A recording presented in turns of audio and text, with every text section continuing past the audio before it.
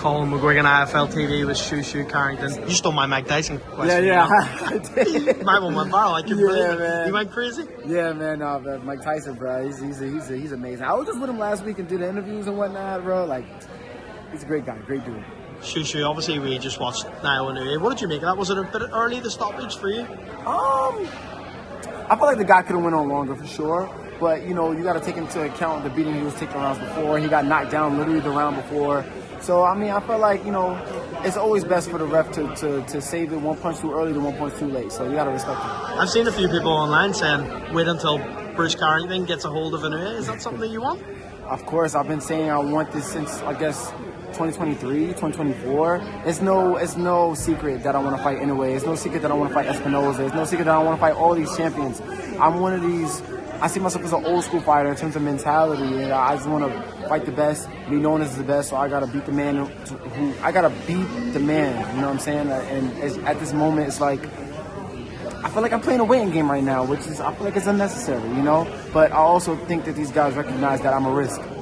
We'll get on the other fights, but we're here to talk about you first of all. Yeah. Let's talk about a potential, right? Canelo Crawford undercard. Yeah. Shushu Carrington against Espinoza. It makes sense, right? Yeah, it makes perfect sense to me. Hopefully we can probably make that fight happen, man. Has there been any conversations at all about that? Because I know right now you're kind of in limbo. You won on the 29th of March. You haven't really got anything scheduled right now. Yeah. As of right now, I have nothing scheduled. I'm open. I want to get it. I want to get back in there and stay busy. Probably sometime in June as well. July. Probably sometime in July as well. But man, if we can get a fight on that Canelo Crawford card, we got to do it big, and it got to be one of the champions. So, bro, clear your schedule and let's meet in at the Allegiant Stadium. If not Espinoza, I know you've called for this fight. Nick Ball, yes. Massive fight in the UK. Yes. Good headline in the UK, easily. Definitely. Is that another fight that you believe that you can get in the next 12 months? 100%. You know, I'm ranked number 2 in the WBA, and I feel like I'm at a point to where I can fight either one of these guys in terms of champions, but I really want to fight Nick Ball. I think it's more so just because his style is really attractive to me. You know what I'm saying? He's a small guy. He's a bully.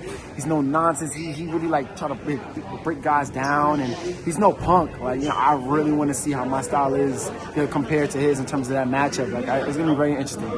What about you and Ray Ford? What's the story there? I thought, were you guys ever cool? Were you not cool? I mean, I never really knew much about Ray Ford, to be honest. You know, it was, you know, nothing really much, you know, on him, to be honest. I really don't care to really talk about him because, you know. Is it a fight? Are we going to see you two on a collision course at some point? Well, when I make the move up to 130, for sure, you know, we can definitely talk more about, you know, Ray Ford. But, you know, up until then, you know, I really want to focus on the world champions right now. Shushu, what about this weekend?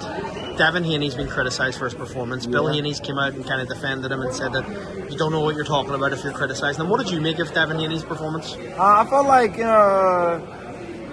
Devin needed a fight to get his feet back in, you know, get his feet wet again in terms of getting into the win column. You know, he just came off a long layoff. Came off a tough fight with Haney-Garcia where he got dropped multiple times and experienced a loss, a lot of ridicule. You know, he needed a lot of time to be able to get back to himself, and this fight, it was something that he needed to go through and do it carefully. Well, which he felt like he needed to in the moment. So maybe we'll get a better fight out from him in terms of offensive-wise next fight, but he did what he needed to do to win. Being a fighter, I think you're best placed to answer this question. Did Haney-Garcia underestimate Rolly Romero? I don't think so. I don't think Ryan underestimated Rolly at all. I do think that Ryan got surprised with that shot, you know, that dropped him, and that he didn't recover well after that in terms of just trying to take a risk and, you know, throw more punches. I think Rolly's power kind of made him gun shy. Last one from me. Did you watch Eubank Ben?